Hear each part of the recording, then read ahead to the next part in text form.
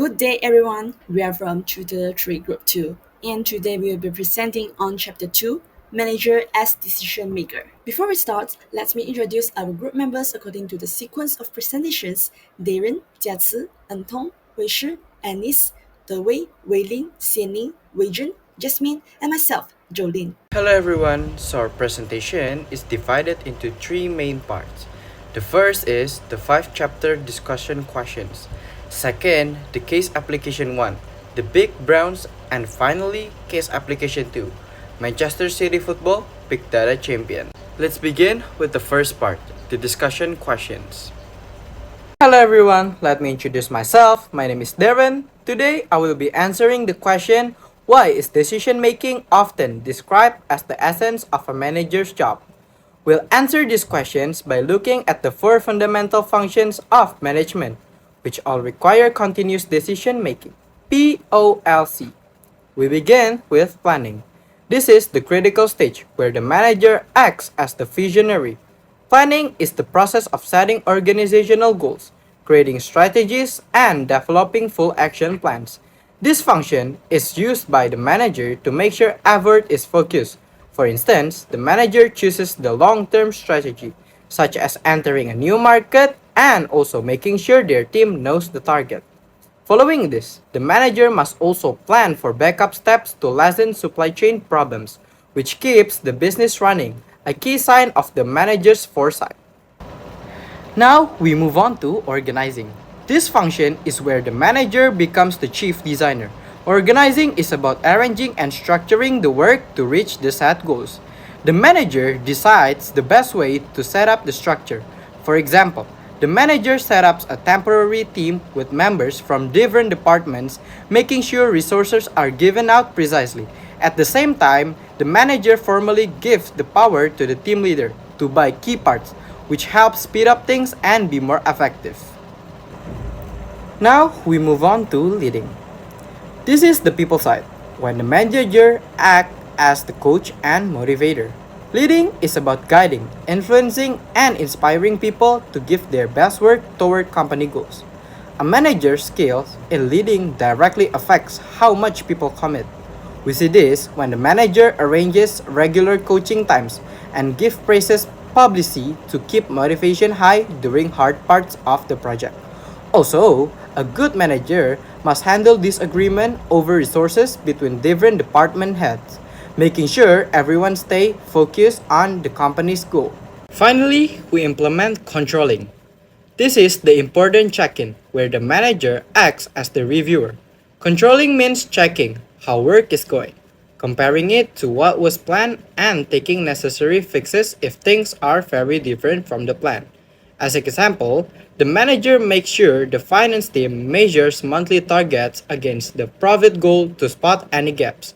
If a gap is found, the manager starts the fix by immediately changing spending rules or requiring specific training, making sure the final company goal can still be met. Thank you for listening. After this, I will hand over to my friend to answer the next questions. Good morning, everyone. My name is Lim Jiazi. For this question, I will be illustrating an 8-step decision-making process using a business example. The case is about a manager deciding on the best location to open a new cafe branch. Step 1. Identification of a problem. The cafe customer base was growing, and the manager decided to open a second branch. The problem was deciding which location would be the most suitable and profitable. Step 2. Identification of decision criteria. The manager identified several criteria such as rental cost, parking space, customer traffic, and also distance from the competitors. Step 3. Allocation of weight to criteria. The manager gave the highest weight to customer traffic, then followed by rental cost, parking space, and finally distance from the competitors. These priorities reflected what mattered most for business success. Step 4. Development of alternative. The manager shortlisted three possible venues, which is a shopping mall, a shop lot near a college, and a commercial area in the city center. Step 5. Analysis of alternative. The manager analyzed each option. The shopping mall had high traffic but high rent. The shop lot near the college had lower rent and steady student customer. The city center had potential but limited parking. Step 6. Selection of an alternative. After comparing all the options, the manager chose the shop lot near the college because it offered a balance between affordable rent and also consistent customer flow. Step 7. Implementation of the alternative. The manager signed the rental agreement, renovated the space, and launched a student discount promotion to attract customers. And for the last step, evaluation of decision effectiveness. After 3 months, the branch reached its target sales and built a strong student customer base, proving that the decision was effective. In conclusion, this case shows how a manager applies the rational eight-step decision-making process to make a structured and successful business decision. Hi everyone, my name is Chu Tong. I'm going to answer the question 2.3 part 1. As decision making is personalized, do you think buyers often plays an important role for a CEO or first line manager? My answer is yes, because the impact may be different at each level. Managers rely on heuristic to make decisions. While heuristic can be useful, they also commonly lead to decision errors and bias. Now, here are some reasons. For CEO, they tend to rely more on intuition and personal judgment, which is experience.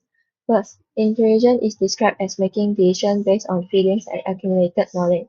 Many strategic decisions must be made quickly as CEOs do not always have time to analyze all data.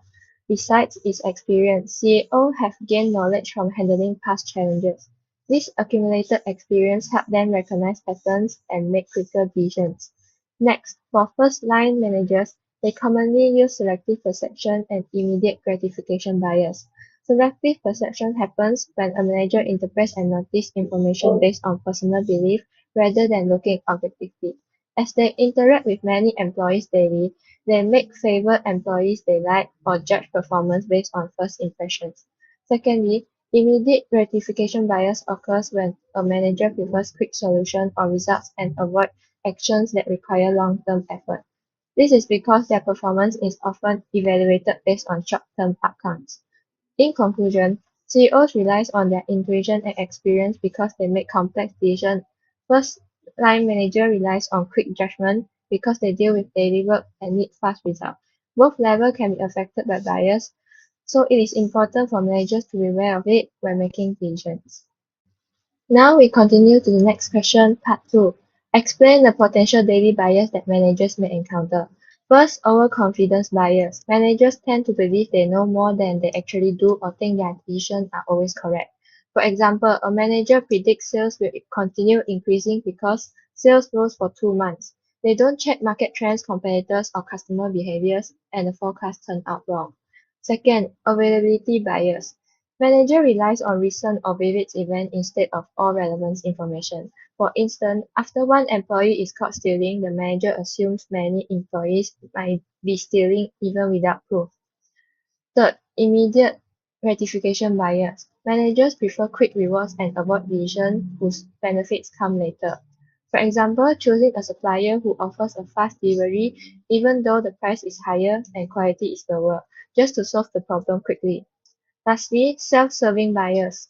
Managers take credit for success but blame others or external factors for failure. For example, managers praise themselves for high sales but blames economies when sales drop. That's all from me. Thank you. Hi, my name is Dan Huishi, and today I'm going to discuss questions 2.4 part 1. What is intuitive decision making? Intuitive decision making means making decisions on the basis of experience, feelings, and accumulated judgment. Normally, managers will make decisions based on these five different aspects, which is subconscious mental data, values or ethical, past experience, feeling or emotions, as well as skill, knowledge, and training. Next, when is this method best used? This method is best used when the time is limited, like in emergency. For example, a doctor in emergency room make decisions for the treatment of patient based on intuitions and past experience. Secondly, when the data is unreliable or unavailable, intuitive decision making can guide us based on past experience and underlying pattern. And thirdly, intuitive decision making is also more reliable when we have significant knowledge or experience in that field. Our brain can make accurate judgment without a conscious thought. For that questions, what are the major drawbacks of intuitive decision making? One of the drawbacks are risks of bias and stereotyping. This is because intuition is highly influenced by personal preference and emotions. Thus, managers can unconsciously favor certain options and eventually make decisions that are not entirely fair. The second drawback is limited justifications. This is because intuitive decision can be difficult to explain or justify to others since there is lack of clear logical reason. And the third drawback is the risk of overconfidence. Heavy reliance on intuitive decision making can cause managers to dismiss some variable data, which result in missed opportunities. Good day, everyone. My name is Anis. Today I'll be discussing the question 2-5. Herbert A. Simon started work on bounded rationality and satisficing because of his hypothesis that people had a limited ability to grasp the present and anticipate the future. Discuss the problem associated with making decisions using the rational model. Now, let's start by understanding what a rational model is. The rational model is based on the idea that people make logical and well thought out decisions. It assumes that decision makers look at all possible options, compare them carefully, and then choose the one that gives them the best result.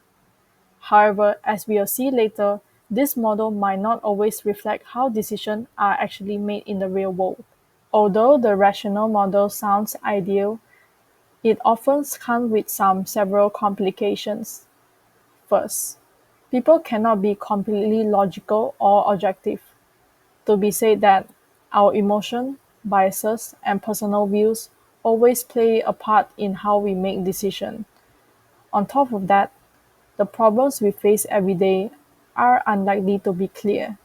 That is, problem could be complex sometimes, and different people may interpret the same problem in different ways. And third, all alternatives and consequences cannot be known. We will never have the full information because time and resources are limited. It is impossible to explore every single option before making a choice. So, while the rational model looks good in theory, it is often too idealistic for real-life decision-making. Now, coming back to the question, we know that Herbert makes decisions with the concept of bounded rationality. He believes that the rational model doesn't really match how people make decisions in real life, as we often face uncertainty, limited information, and personal biases. On top of that, Herbert also said that people cannot process everything perfectly as our thinking has limits. So instead of trying to find the perfect solution, what Herbert did was focusing on the choices that are good enough, which he called satisficing. And this actually makes the process of decision making faster, more flexible, and more practical because it is based on what we actually know, not on an impossible idea of perfection. And that is for the question 2-5. Thank you. Now we move on to case application 1, which is big brown numbers. Good morning, everyone. Today I will be presenting summary of the United Parcel Service UPS case study. To begin with, UPS is recognized as the world's largest package delivery company. Each day, the company delivers over 20 million packages and documents across the United States and more than 220 countries. A key element of UPS long-term success lies in its strong emphasis on uniformity and efficiency. The organization has developed a culture that prioritizes standardized work procedures, continuous training and retraining, and the use of analytical tools to enhance employee performance. For example, drivers are taught to hold their key on a pinky finger so they no waste time fumbling in their pocket for the key. In alignment with its continuous improvement strategy, UPS introduced the ORION system, which stands for On Route Integrated Optimization and Navigation, a data-driven and algorithm-based route optimization tool. Besides that, the development of ORION took more than 10 years and required an investment estimate in the hundred million of dollars. It was designed by a dedicated team of mathematicians and information technology specialists. The primary objective of Orion is to optimize the sequence of delivery routes using mathematical decision-making algorithms. The systems take into account multiple variables including delivery schedule, traffic regulations, and the existence of a map. Through this Orion assists UPS driver in determining the most efficient and practical route sequence for their daily deliveries. Each morning, drivers are presented with two routing options on their Delivery Information Acquisition Device (DIAD), the traditional delivery routes and the Orion optimized routes.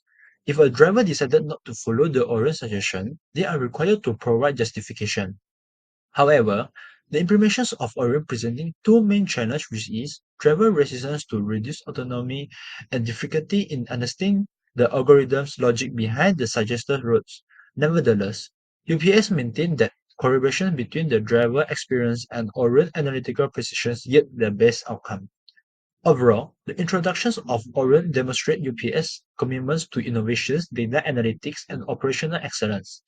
By integrating technology into its daily logistic operations, UPS has been able to reduce mileage, minimize costs, and enhance overall delivery efficiency. Good morning, everyone. I am Ding, and I am going to cover the discussion questions of 211, 212, and 213. Now let's get started. The first question is, why is efficiency and safety more important to UPS? There are three main reasons why. The first is cost efficiency. UPS drivers delivers millions of packages daily.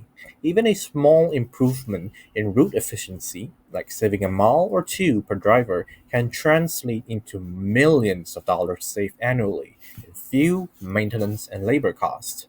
Orion, also known as On-Road Integrated Optimization and Navigation, helps minimize unnecessary driving, idle time, and fuel use. The second reason is customer satisfaction. Efficient routes ensures on-time deliveries, fewer delays, and greater consistency, which keeps customers satisfied and loyal. Reliable service is crucial for UPS's competitive edge in the logistic industry. The third reason is driver safety. Efficient route planning also means safer routes. By reducing left hand turns, timing traffic, or like difficult maneuvers, Orion helps lower accident risk and driver fatigue. Fewer accidents protect both employees and public while reducing insurance and liability costs. Good morning. Question 212. Would you characterize a driver's route decisions as structured or unstructured problems, program or non program decisions, and explain? Well, here's my take. I think it is a structured problem. A structured problem is a straightforward, familiar, and easily defined problem. In UPS case, the goal is clear: deliver packages efficiently and safely. The variables are known: delivery addresses, time windows, traffic rules, etc. Orion provides a data-driven algorithm that calculates the most efficient route based on those variables. The route decisions involve defined data, clear procedures, and algorithmic optimization. I think UPS is also a program decision. Why? Program decisions is a repetitive decision that can be handled using a routine approach. At UPS, drivers make deliveries every day using standardized procedures. Example given: no left turns, Backing up, by following Orion's plan, Orion helps route decisions systematic and repeatable rather than intuitive. Drivers follow established rules, routine, and Orion generated guidance for efficiency and safety, not spontaneous and problem solving. Question 213. How would Orion technology help drivers make better decisions? Think of the steps in the decision making process. There are 8 steps in the process. The first is the identification of a problem. Drivers need to identify the most efficient and safe delivery route each day, but there are billions of possible routes combination, making it impossible for humans to decide the best route manually. The second step is the identification of decision criteria. UPS drivers must deliver packages on time, safely, and at the lowest cost possible, but they must also consider important factors like work rules, procedures, analytic tools, or maybe even traffic conditions. The third step is the allocation of weights to criteria. Some factors are more important than others. Maybe it's special delivery time, road regulation, and the existence of private roads that don't even appear on a map, or number of ways to deliver packages along an average route. Either on-time delivery and safety are weighted higher than total distance or convenience. Step 4. Development of alternative. There are two, with Orion or without Orion. With Orion, millions of routes alternatives are generated and analyzed by algorithms. But without Orion, each drivers might create their own route based on their experience. This is called the old method. The fifth step is the analysis of alternative. Drivers are reluctant to give up autonomy. Some have trouble understanding Orion's logic, which these are the reasons why some drivers prefer the old method. The sixth step is the selection of an alternative. When a driver logs on to his delivery information acquisition device, also known as a DIOT, at the beginning of his shift each day, what comes up are two possible ways to make deliveries, either with Orion or the old method. The seventh step is the implementation of the alternative. The driver follows the chosen route on the delivery information acquisition device, which gives step-by-step guidance. It helps driver to make the best possible decision about route delivery. The eighth step is the evaluation of decision effectiveness. UPS tracks the performance, time, fuel, miles saved, and Orion refines itself over time, improving accuracy, results, and leading to a balance between optimum result and consistency. This helps driver make the best possible decision about route delivery. I'll be talking on how UPS is a sustainable corporation. Firstly, the use of Orion system. UPS show its commitment to sustainability through a smart technology called Orion. Orion constantly learns and improves itself over time, helping UPS find the best way to plan delivery routes. By balancing efficiency and consistency, Orion allows the company to work smarter, not harder, and move closer to its sustainability goals every day. Secondly, optimize route decisions. With Orion, the drivers can easily find the most efficient routes for their deliveries. This means fewer delays, less time spent on the road, and smoother operations overall. It doesn't just make the job easier for drivers, it also helps UPS save fuel, reduce wear on vehicles, and make sure customers receive their packages on time. Besides that, cost efficiency. Even small savings, a few dollars here and there, can really add up across UPS' massive network. Those savings mean less waste and more efficient use of resources. What's great is that this approach it doesn't just help the company save money, it also supports a cleaner planet.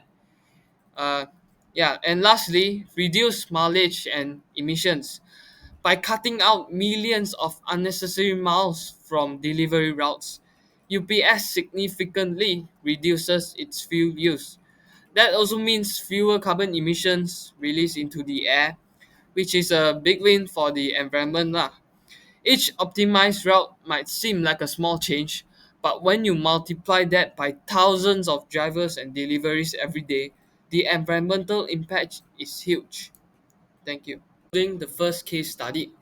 The UPS and Orion story is a great real life example of how managers make decisions, just like what's explained in chapter 2. It shows how careful planning, analysis, and teamwork can really help a company solve complex problems and improve performance. UPS followed the 8 step decision making process when developing Orion. The company identified its main problem, reducing delivery time, cost, and fuel use, then set criteria such as efficiency, safety, and customer satisfaction, prioritizing the cost and time savings. So, after exploring and analyzing alternatives, UPS chose Orion as the best solution. Once implemented, its effectiveness was evaluated by comparing results to traditional methods and requiring drivers to justify when they didn't use it. The Orion system also connects to the 3 approaches to decision making. The technology behind Orion represents the national model. It uses logic, data, and algorithms to find the best route possible. However, drivers work with bounded rationality, meaning they can't analyze every route on their own. So Orion here helps fill that gap. At the same time, many drivers still rely on intuition, using their experience and instincts to make judgment calls that the system might not catch. Creating Orion was a non-programmed decision because it was new, complex, and had no existing solution to follow.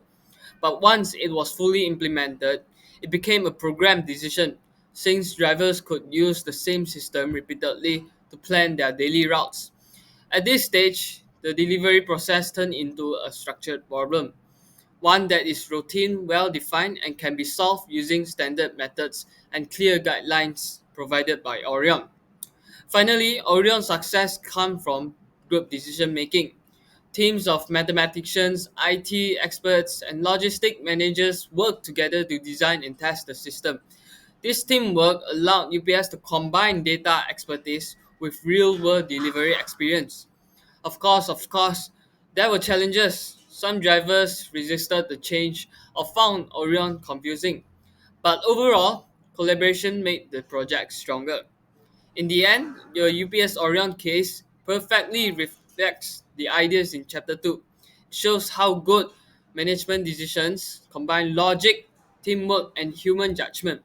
By blending technology with human experience, UPS found a way to make its operations faster, smarter, and more efficient.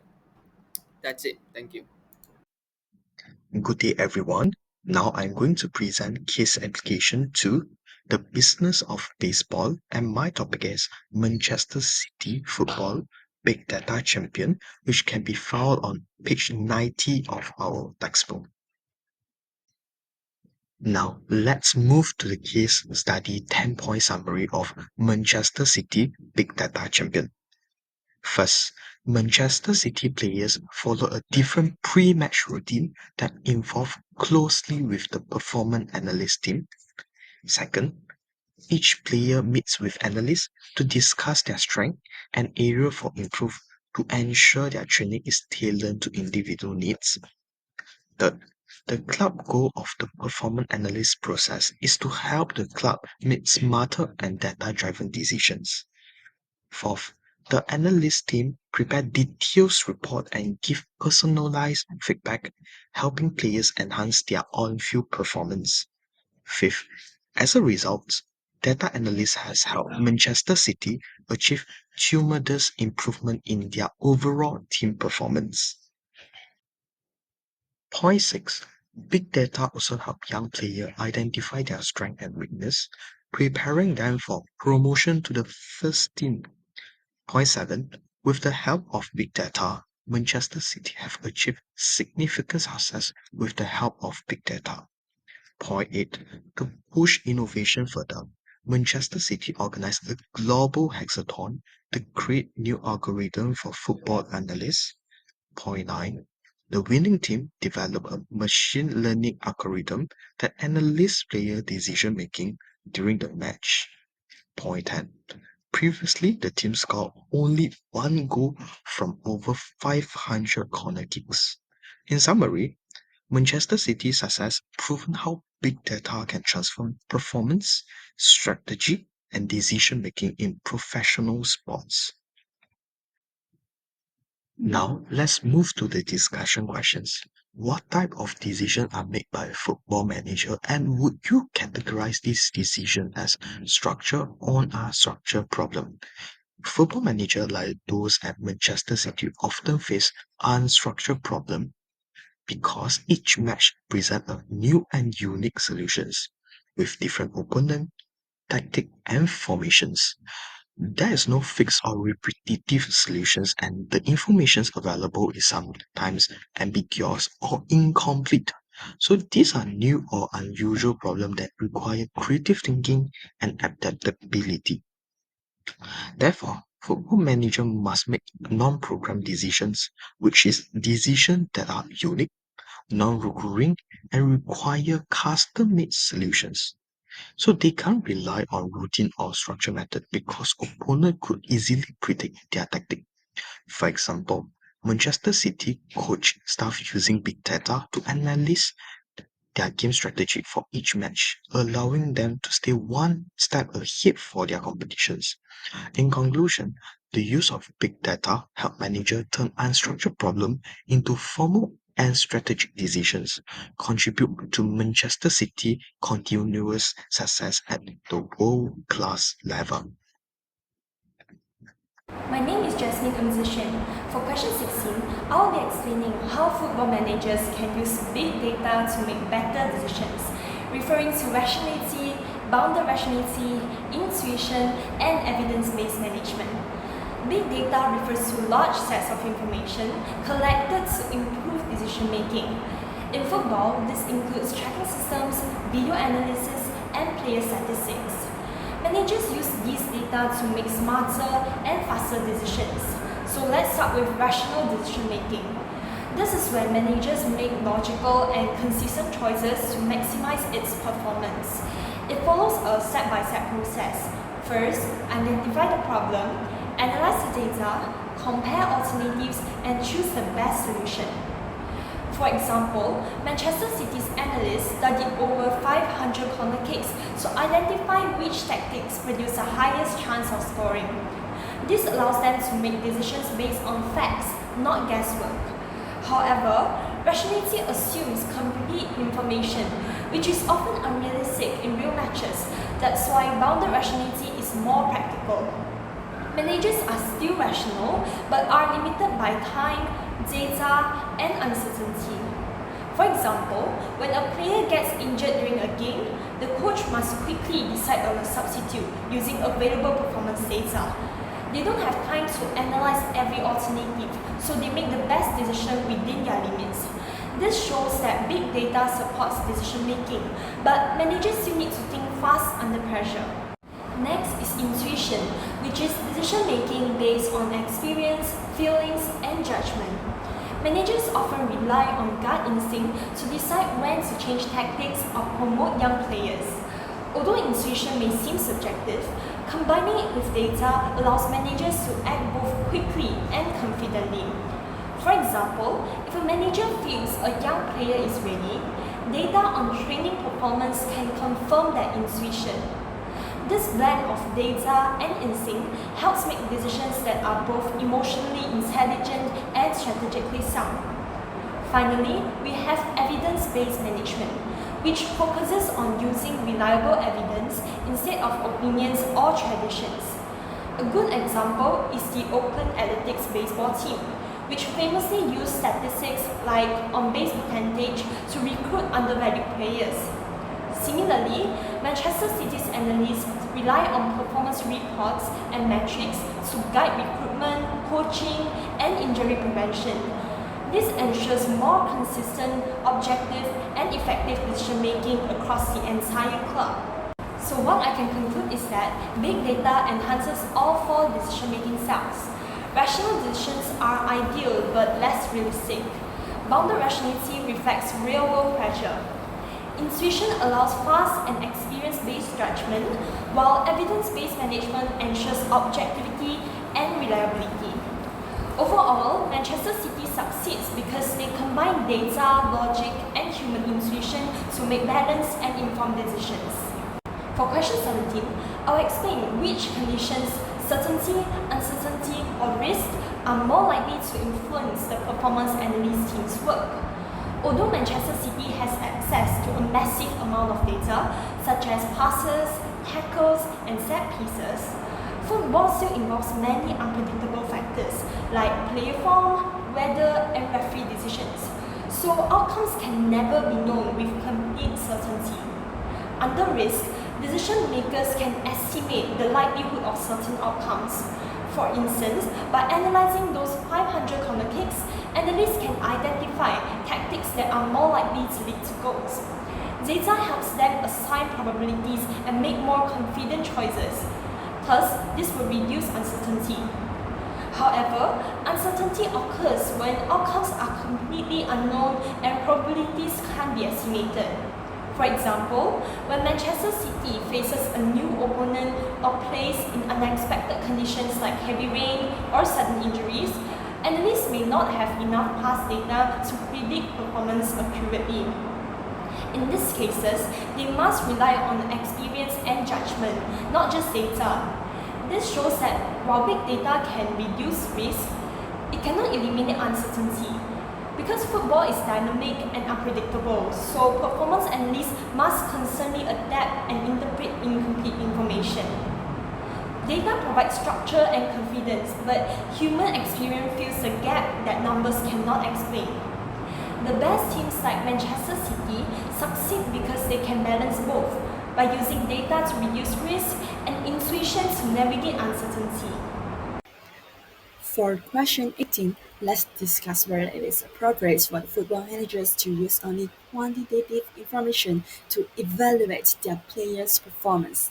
So, my answer is no, it is not appropriate for the football managers to use only quantitative information. Here are my three reasons why not.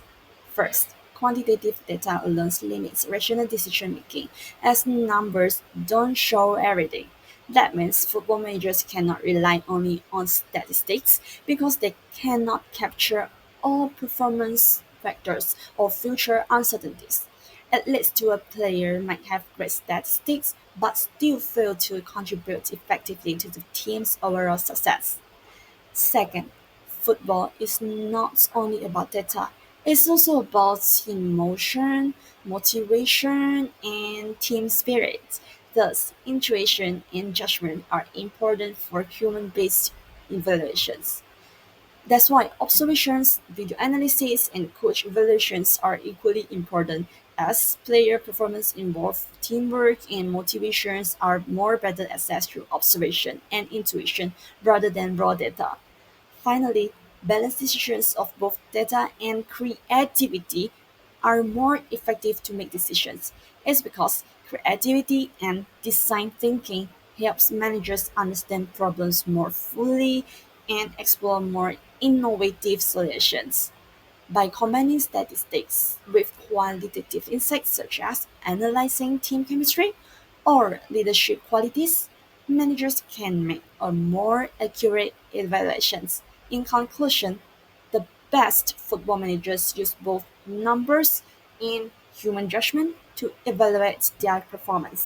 Now, let's move on to the last discussion question. How can big data transform football decisions in the future? First, it provides a huge amount of quantifiable information that can be analyzed using highly sophisticated data processing tools. As explained in the textbook, big data is actually characterized by the three ways: high volume, high velocity, and high variety. That means football clubs can now collect and study many data points about player movement, passes, and performances in real time. This supports Robin's idea that data-driven decisions help managers measure, compare, and improve performances. Second, these powerful analytical tools, including mathematical models and AI software, will allow managers to measure and monitor performance like never before. They can evaluate tactical strategies and identify which players' combinations work best together.